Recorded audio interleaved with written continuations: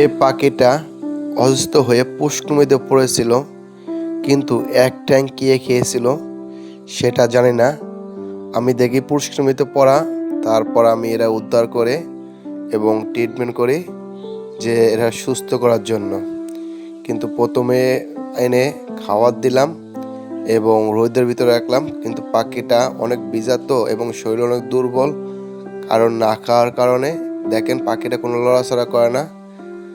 তারপর হালকা ফুরফুরি হওয়ার পর ট্রিটমেন্ট করবো, তো তাই খাঁচার ভিতর রাখলাম পাখিটাকে।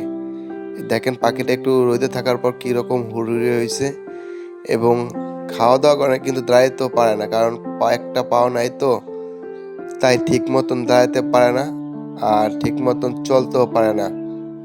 পাখিরা ট্রিটমেন্ট করার পর শেষ পর্যন্ত পাখিরা রাখতে পারলাম না, পাখিরা না ফেরাতে চলে গেল আর সুস্থ করতে পারলাম না পাখিটা। আমার খুব খারাপ লাগলো, পাখিরা সুস্থ করতে চেয়েছিলাম কিন্তু সুস্থ করতে আর পারলাম না।